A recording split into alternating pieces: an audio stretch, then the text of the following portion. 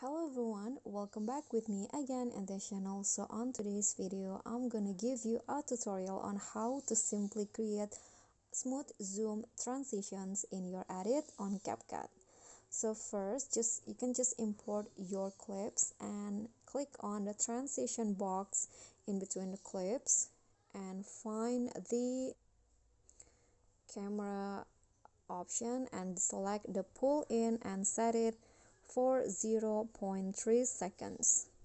Click on a check icon and now click on a second clip, go to animations, combo, and then find the wave amplifier. Okay, this one, amplification, wave amplifications, and set it all the way like this. Click on a check icon and lastly go to the video effect. Now click on the nightclub and then select the repeat zoom effect. Click on a check icon and you are done. And here is the smooth zoom transition.